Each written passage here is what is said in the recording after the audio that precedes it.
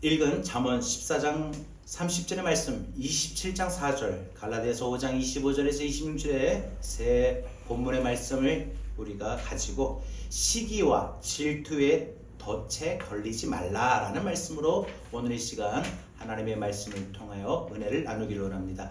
대림절 세 번째 주일입니다. 주의 오심을 기다리는 이 성탄의 앞 계절에 우리 마음 가운데 주님이 임하실 수 있도록 우리가 우리 마음의 상태를 살피고 마음 관리를 해야 된다라고 제가 오늘 말씀을 연이어서 오늘 살펴봅니다. 지난번에 우리가 또 전주에 계속 이어서 생각해봤던 교만의, 분노의, 또한 근심과 염려의 마음이어서 오늘은 우리가 어떤 마음의 관리를 잘해야 되느냐? 시기와 질투라는 것입니다. 오늘 우리가 또 한편으로 잘 마음의 상태를 살피고 관리해야 될 것이 시기와 질투입니다. 오늘 잠언의 본문의 저자인 이 솔로몬은 아들들에게 시기나 질투의 생각이 자신의 그 삶을 방향을 이끌어가게 하지 말아라. 마음에 시기가 생기고 마음에 질투가 생겨서 그 시기와 질투의 마음 때문에 그 사람의 행동이나 그 사람의 말이나 그 사람의 나타나는 모습으로 영향을 끼치게 하지 말라는 것이죠. 왜냐? 시기와 질투는 잘못된 생각이며 결국은 그 시기와 질투를 가짐으로 말미암아 잘못된 결과를 가져오고 그 사람의 삶에 많은 해를 끼치게 되기 때문인 것입니다. 시기와 질투가 우리의 삶을 주도하지 않으려면 우리가 그래서 마음관리를 잘할 때 시기와 질투가 내 마음에 임하게 하지 않으려면 우리는 분명히 이 시기와 질투의 이 모든 근원을 좀 알아야 될 것입니다. 한마디로 시기와 질투의 핵심은 한 가지입니다. 시기는 바로 질투는 내가 다른 사람이 갖지 못한 것을, 그러니까 시기는 다른 사람이 내가 갖지 못한 것을 가지고 있다고 생각하는 데서 출발합니다. 내가 갖고 있지 못한 좋은 것, 저 사람한테 있네? 아유 부럽다, 이 차원이 아니라 그냥 그게 배가 아파요. 시샘이 됩니다. 거기서부터 시작이 된다는 거지요. 한마디로 그 사람에게 있는, 나는 없는데 그 사람에게 있는 것이 결국은 보기에 좋지 않다. 싫다. 우리 좀 속된 표현을 쓸게. 재수없다. 정말 짜증난다. 이런 마음이 결국 부정적인 생각이 바로 시기와 질투의 마음이라는 겁니다. 그러면 오늘 이 시간 저는 본문의 말씀을 통해서 왜 우리 마음속에 시기와 질투의 마음이 자리 잡지 않도록 우리가 마음 관리를 잘해야 되느냐? 여러분, 예수님의 오심을 준비하는 이 대림절에 우리 마음 가운데 거룩하신 주의 영이 임하려면 우리 마음의 관리를 잘해야 됩니다.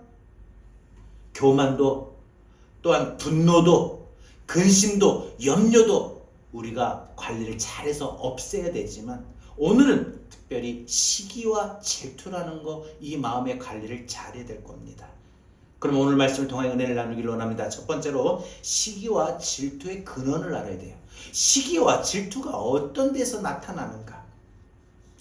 제가 부목사로 사역할 때에 권사님 두 분이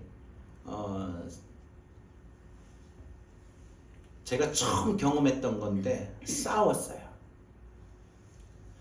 두 분 다 60이 그때 훨씬 넘은 권사님들이시고 그러다 보니까 교회 어른이시고 기둥가 같은 분들이시죠, 교회. 근데 두 분이 모두 한 번은 상대방을 칭찬하는 소리를 한 번도 들어보지 못했어요. 맨날 조금 하면 뭐 어떻게 하니까 뭐가 그러니까 이렇게 조금 인정하지 않으려고 했던 그런 게 있었던 것 같아요. 그런데 그게 결국은 급기야 결국은 사건이 터지게 됩니다. 기회만 있으면은 이 젊은 목사 앞에서 서로 상대방의 허물을 말하면서 막 비난을 합니다. 처음에는 그냥 듣고 있는 게 그렇네, 그랬나요? 이게 참 대답하기가 같이 그 말을 그 자리에서 듣고 있는 게 참 불편한 게 너무나 싫었습니다. 나중에 이제 알고 보니까 이 권사님들이 그래도 이제 담임 목사님뿐만 아니라 담임 목사님 못하니까 이제 교구 목사님한테 이제 사랑을 받으려고 하는 생각에서 나오는 질투였구나라는 것을 깨닫게 됩니다. 시기와 질투. 여러분, 사람이 살아가는 곳이라면, 사람이 생활하는 곳이라면 어디에서나 나타나는 모습일 겁니다. 누구도 이 시기와 질투 앞에서는 자유로울 수 없는 마음일 것입니다. 시기는 성령님의 역사가 강력했던 초대교회들도 있었어요. 성령님의 역사가 그렇게 강력했는데 어떻게 그렇게 사람들이 서로 시기하고 질투하거나 일어났었나? 여러분, 분명히 우리가 사도행전 2장에 보게 되면은 초대교회가 성령의 충만함을 입어서 뭐라고 돼 있어요? 마음을 같이하여 하나가 되었어요. 그런데 그랬던 그 교회도 여러분 시기와 질투가 있었어요. 로마 교회도요 시기와 질투가 있었어요. 여러분, 고린도전서 3장 3절에 보니까 고린도 교회도 시기와 질투가 상당했어요. 아마 대단했을 것 같아요. 거기는 아예 당파, 분쟁이 아예 교회가 나눠졌어요. 너희는 아직도 육신에 속한 자로서 다 너희 가운데 시기와 분쟁이 있으니 어찌 육신에 속한 사람을 따라 행함이 아니리요? 라고 말을 합니다. 또 로마서 13장 13절 말씀을 보니까 이렇게 말하고 있습니다. 낮에와 같이 단정히 행하고 방탕하거나 술 취하지 말며 음란하거나 호색하지 말며 다투거나 시기하지 말고 라고 말합니다. 싸워서도 안 되고 다투지도 말고 시기하지도 말고 이 말이 나옵니다. 그러니까 베드로 사도는요, 그래서 교회 안에서 특별히 성도가 버려야 될 것 중에 하나가 무엇이냐? 여러분, 시기와 질투라는 것입니다. 이 시기와 질투, 여러분, 물론 사람들이 살아가는 그 자리에, 그 상황에 시기와 질투 있을 수 있습니다. 하지만 그 시기와 질투가 내가 될 필요가 없어요.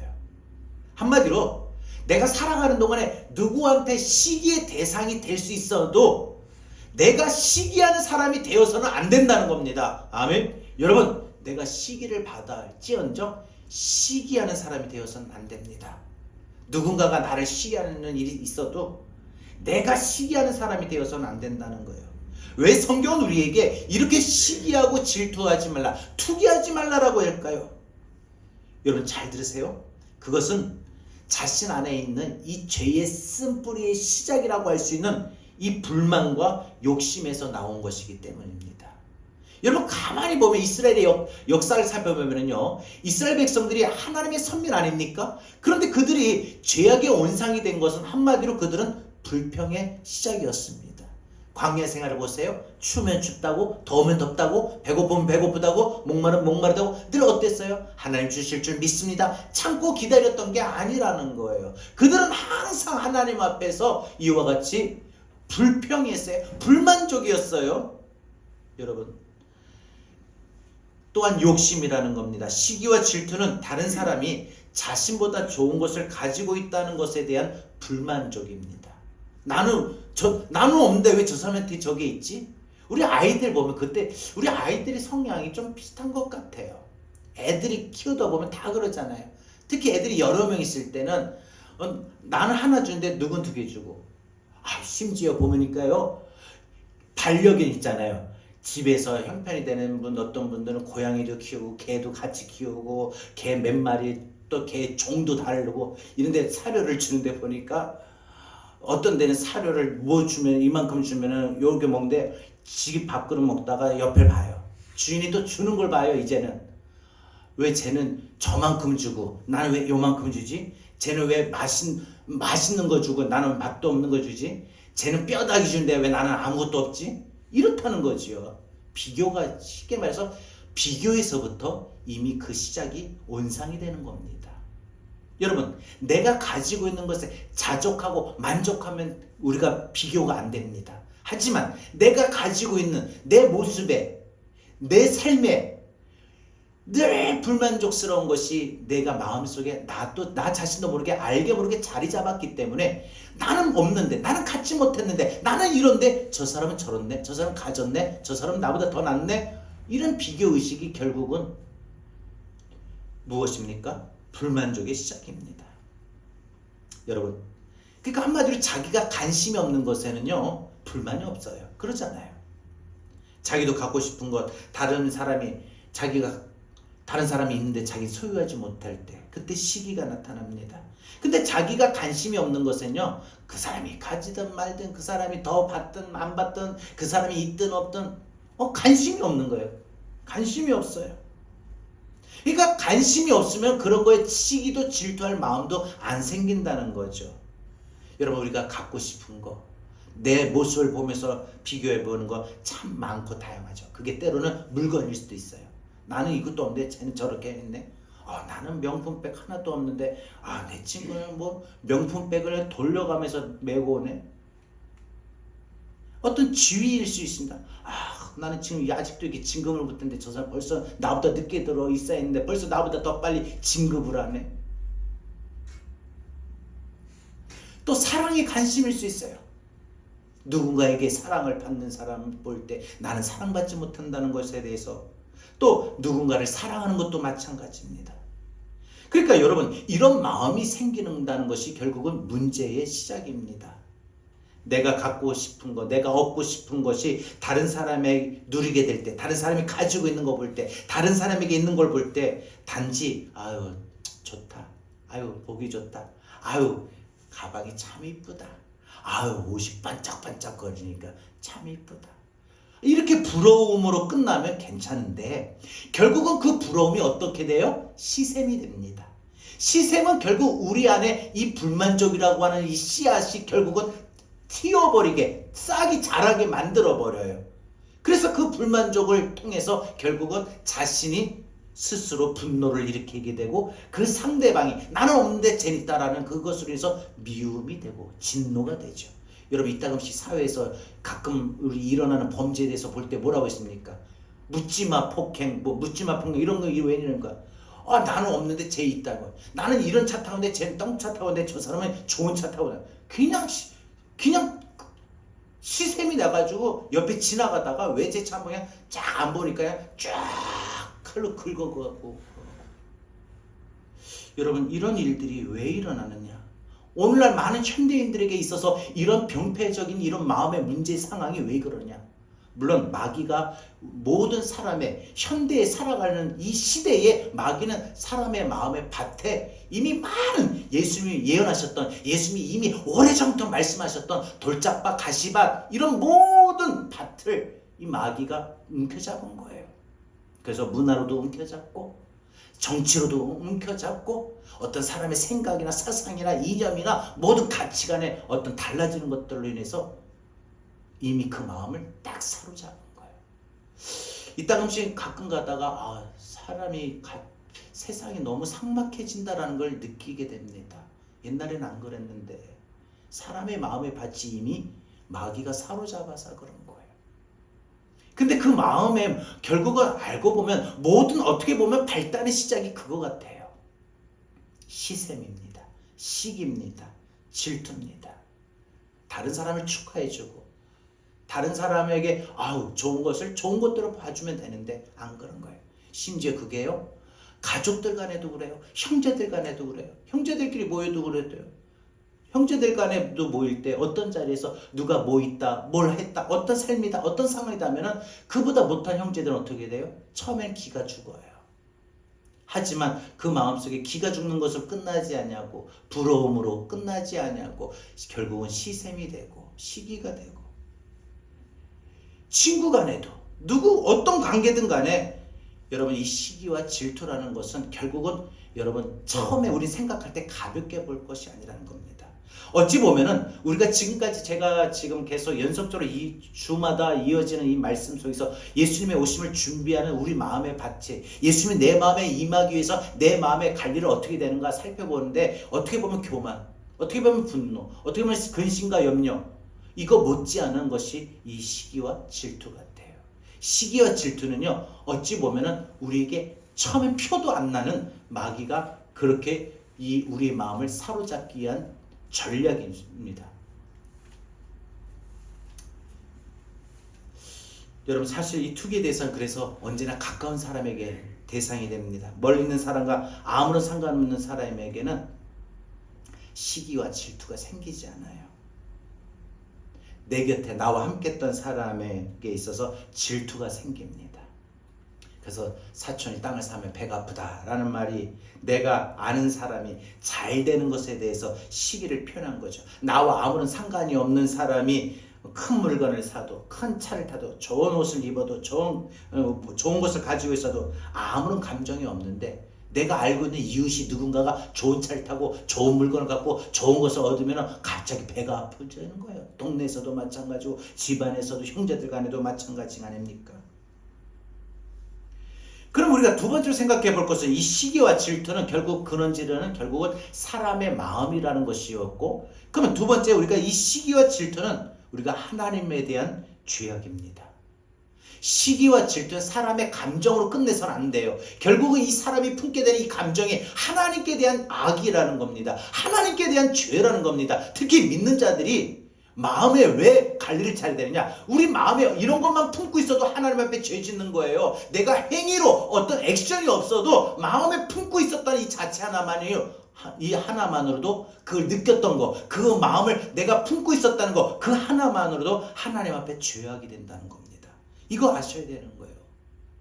그냥 우리는 지금까지 내가 어떤 행위를 했던 것에서만 초점을 맞춰서 그것이 하나님 앞에 죄악이구나 아니구나 라고 우리는 그렇게 생각을 해왔습니다. 하지만 내 마음에 품고 있었다는 것. 자, 예를 들을게요. 주일날 교회 오고 안 오고, 성경은 분명히 주일 성수하라고 말씀하셨는데 교회를 안 왔어요. 액션, 행동, 이것만 죄인 줄 알았는데 교회 오면서도 내가 그냥 마음을 풀지 않고, 마음을 열지 않고, 주님, 내가 주님의 은혜를 사모합니다, 은혜를 받으겠습니다, 이런 마음이 없이 막 싫어서 짜증나서 어쩔 수 없어서 마지못해 책임감으로 이런 불편한 마음을 품고 오면 그것이 하나님 앞에 과연 아름답고 선한 모습을 보일 수 있을까요?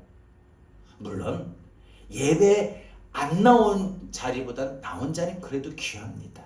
하지만 더 귀하고 더 복된 은혜가 우리에게 임하려면 그 마음도 우리는 하나님 앞에 드려지는 것이기 때문에, 여러분, 마음을 받으시는 예배, 중심을 보신다고 했어요.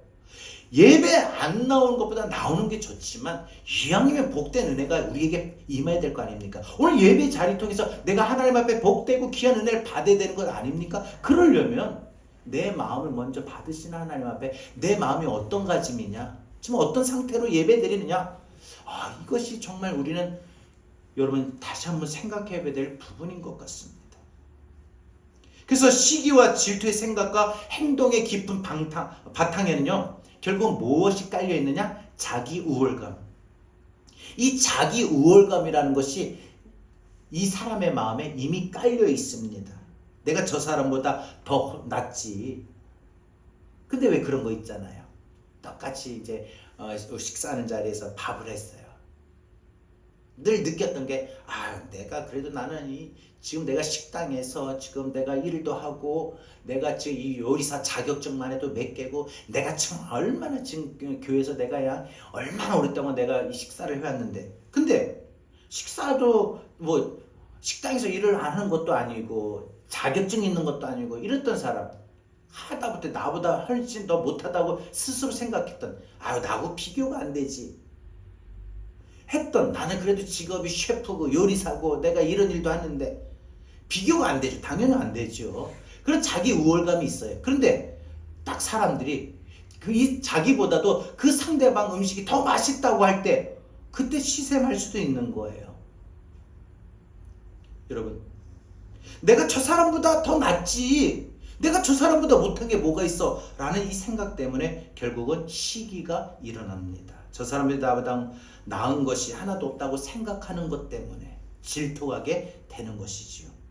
그래서 동창회 갔다가 괜히 기분만 상하고 돌아오는 일들이, 내가 학교 다닐 때 쟤보다 못한 게 뭐 있냐, 쟤 나보다, 난 쟤하고 말도 안 걸었어, 이랬던 그런 비교의식. 여러분, 자신보다 늦게 된 사람이 자신보다 앞서간다고 생각할 때에 여러분 그것을 받아들이기가 힘듭니다. 사람들은요, 힘들어요. 만약에 누가 자신보다 월등히 뛰어나고 월등히 앞서는 사람이라고 생각하는 사람이 있다면 결국 시기할 마음도 안 생겨요. 왜? 저 사람은 원래 나보다 뛰어난 사람이니까. 예를 들어서 우리 아이들이 아빠가 해주는 계란밥에는 이게 먹다 보면 계란 껍질도 나오고, 이게 다 뭔 맛이에요? 탄 맛이에요? 뭔 맛이에요? 근데 내가 식당에서 원래 요리사였고 셰프였는데, 나는 아빠가 해준 것보다 엄마가 해준 게 더 맛있어. 이러면 시샘하고 화가 납니다. 하지만 나는 요리도 안 해봤고, 요리의 전문가는 아빠보다 엄마잖아요. 그러니까 애들이 아빠가 해준 것보다 엄마가 해준 거 맛있으면 인정합니다. 맞아요. 그럼 맛있지. 아빠보다 엄마가 하는 게 맛있지. 그건 당연한 거예요. 그런 것처럼 우리가 나보다 훨씬 월등히 뛰어난 사람이고 앞선 사람이고 더 큰 사람이었다는 것을 우리가 인정하게 되면 시기할 필요도 없고 질투할 필요도 없고 그런 마음도 안 생겨요. 하지만 우리 마음에 알게 모르게 내 마음속에 내가 저 사람보다 낫지. 내가 저 사람도 교회 나온 지가 벌써 오래됐는데, 나는 장로인데 저 사람 평신도인데 비교도 안 되지. 내가 성경을 몇 번 읽었는데, 내가 지금 새벽 기도를 몇 번이나 지금 참석하고 있는데 비교가 안 되지 라고 스스로 자기 우월감에 이런 모든 것을 생각하고 있는데, 그래서 비교의식이 안 됐던 사람이 갑자기 사람이 큰 일을 많이 일한다든지, 그래서 목사님으로부터 교회로부터 온 성도로부터 칭찬의 말을 듣게 된다 할 때, 그때 시샘이 일어날 수 있는 거 아니겠습니까? 여러분, 그러나 저 사람 나보다 뛰어난 사람이다 라고 할 때 결국은 이 모든 것이 우리는 그 우월감에서도 탈피할 수가 있습니다. 시기와 질투는 하나님이 주신 복에 대한 어리석은 자의 미련한 항의에 불과합니다. 하나님의 섭리를 믿지 못하는 불신의 행위가 결국은 시기 질투예요. 여러분, 우리는 우리 삶을 스스로 결정할 수가 없습니다. 좋은 것을 갖고 싶다고 해서 얻을 수 있는 것도 아니잖아요. 하나님께서 허락해 주셔야 됩니다. 가족의 관계도 마찬가지예요. 뭐 따지고 보면 우리 아이들도 보면은 자기 아빠가 삼성전자 이재용 회장이면 얼마나 좋겠습니까? 근데 그게 아니잖아요. 내 남편이 어느 재벌이고 어느 유능한 전문가의 직종에 있는 사람이면 얼마나 좋습니까? 근데 그게 아니잖아요. 여러분, 우리는 우리의 삶을 스스로 결정할 수 있는 것이 없습니다. 좋은 것을 갖고 싶다고 해서 얻을 수 있는 것도 아니고요. 하나님께서 허락해 주시고, 하나님께서 짝을 지어 주시고, 하나님께서 모든 것을 붙여주시는 겁니다. 교회도 마찬가지예요. 아마 제 생각에는 우리 권사님들, 우리 교회보다 더 좋은 교회, 더 많이 모이는 교회, 더 재밌는 교회, 더 프로그램이 잘 된 교회, 사실 가면 좋아요. 하지만 권사님들이, 집사님들이 왜 힘들고 외로워도 왜 끝까지 교회를 지키고 함께 사역을 합니까? 교회를 세워갑니까? 하나님이 나를 이곳에 인도하셨다, 보내셨다, 시작하게 하셨다. 여러분, 그런 어떤 사명의 의식 아닙니까? 하나님이 나를 보내시고 인도하시고 했다는 하나님의 섭리를 믿고 있는 거 아닙니까? 여러분, 하나님이 허락하신 것을 가지고 내가 왈가왈부할 거 없어요.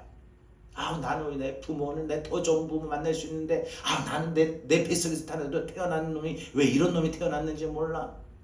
나는 왜 이런 사람 만나서 결혼했는지 몰라. 나는 왜 이렇게 건강이 없는지 몰라. 나는 뭐가 왜 이렇게 없는지 몰라. 자기 부족함을 보고 그렇게 왈가왈부할 필요 없어요. 있는 그대로. 나는 왜 이렇게 생겼지? 할 필요도 없어요.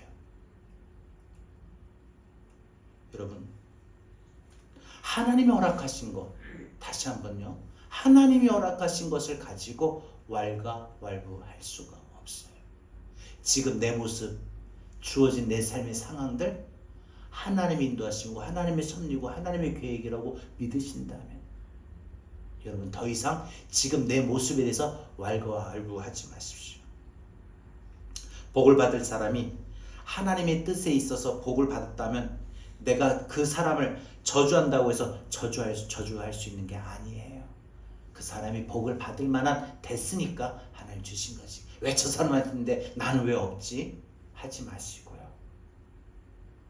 여러분, 성경에 보면 대표적인 사람이 나오죠. 모압 왕 발락이 하나님의 복을 받는 이스라엘을 너무 시기해서 안 되겠다. 우리나라 이 모압 민족보다 저 나라가 뭐가 큰? 땅덩이도 작은데, 사람도 없는데, 군사도 없는데, 무기도 없는데.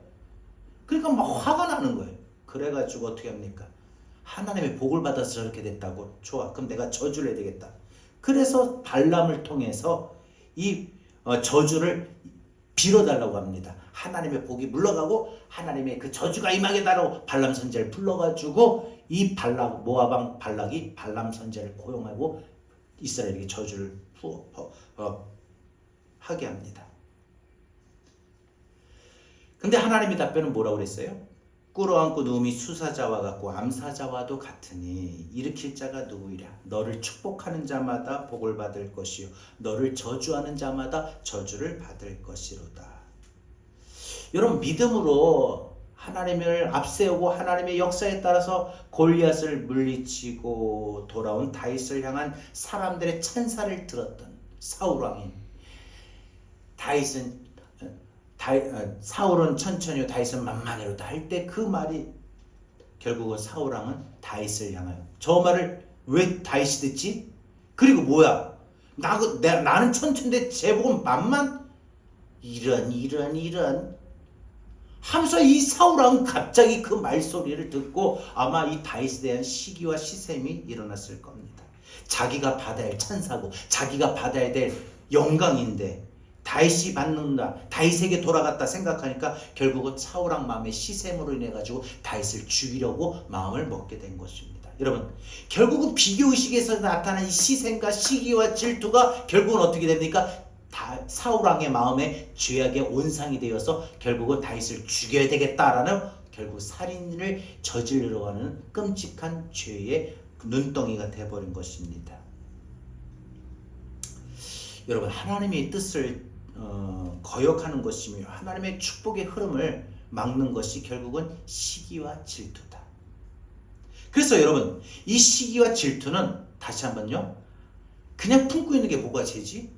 내가 시기하고 질투했다고 해서 그 사람 내가 해코지 않고 내가 그 사람 빼앗아 온 것도 아닌데, 행위로만 보지 마시고 내가 그 사람에 대해서 시샘하고 시기하고 질투하는 것이 결국은 하나님 앞에 죄악이라는 거, 이거 꼭 기억할 수 있기를 바랍니다.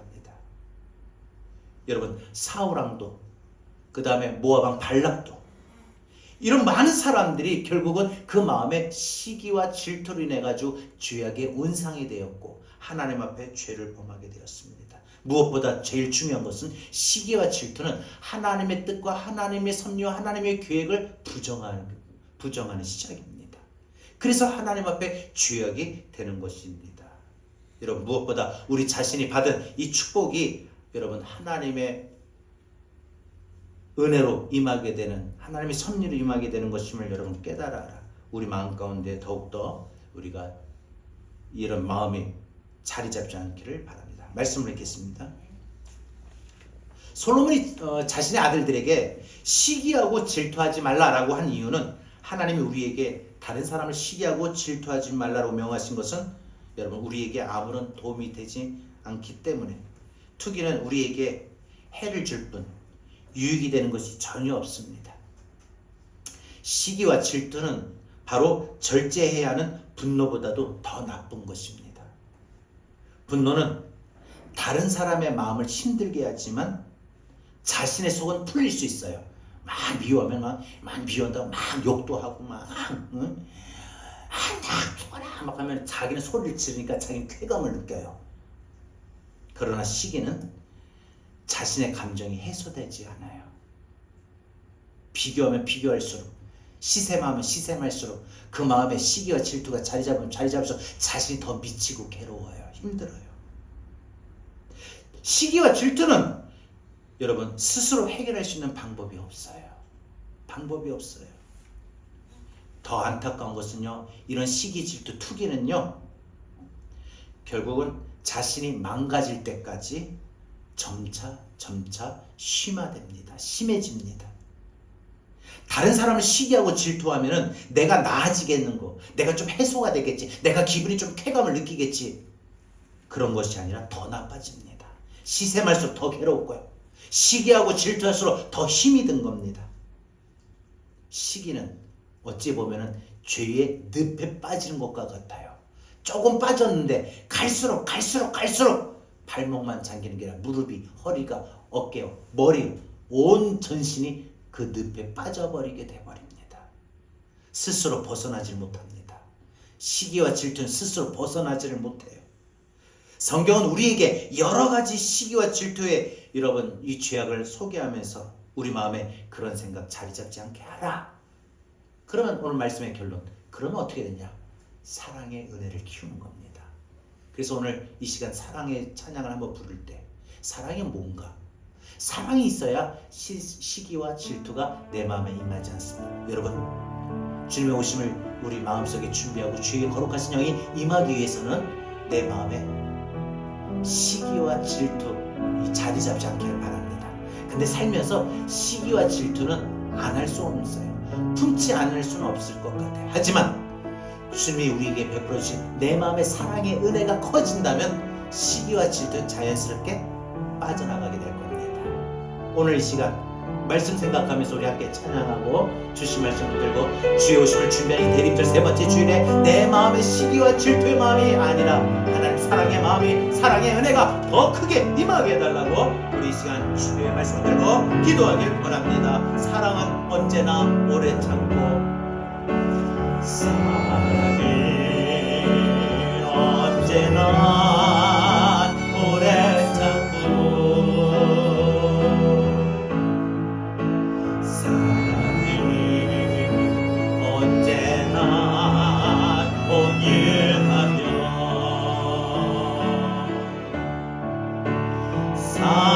사랑이 신이 앉지 않으면 자랑도 교만도 아니하며 사랑은 의뢰인 행치 않고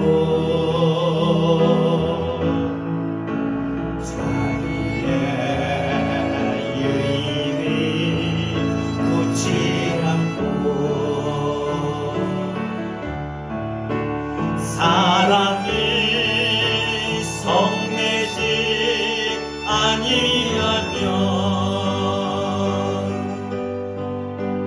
진리와 함께 이끌어왔네.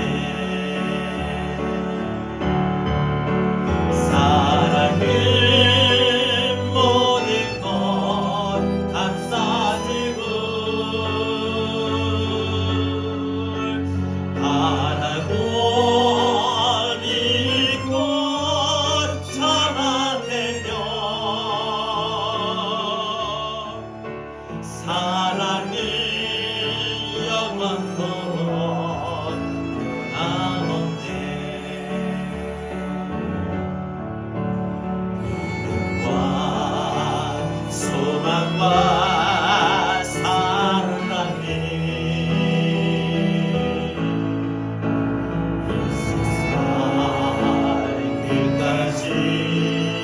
영원하며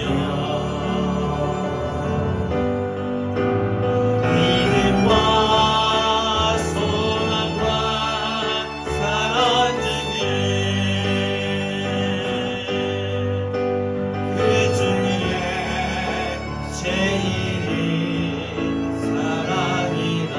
그 중에 제일은 그 중에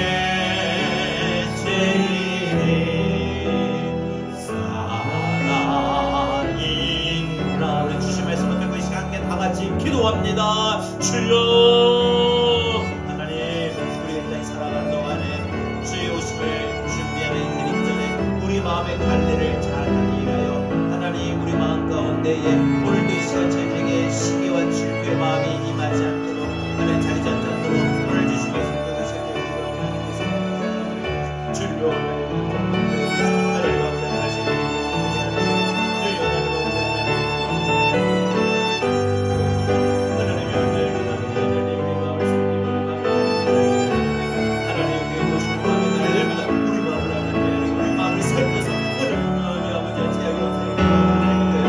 언제나 하나님 우리 마음 가운데 하나님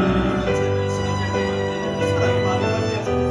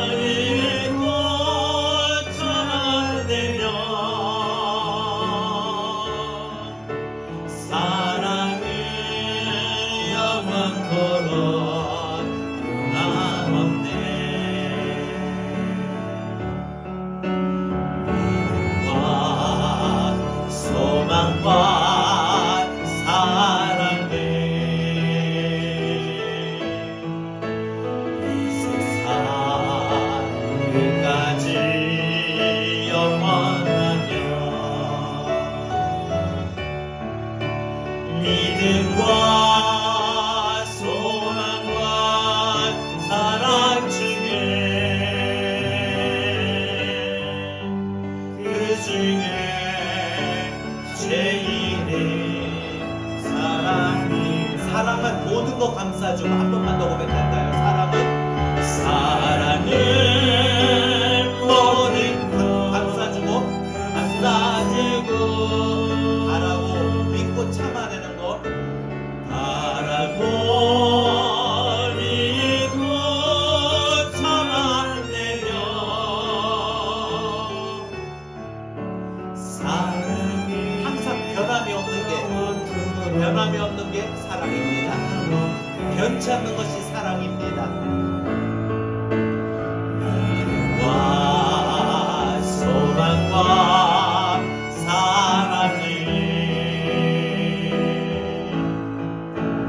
이 세상 때까지 영원하며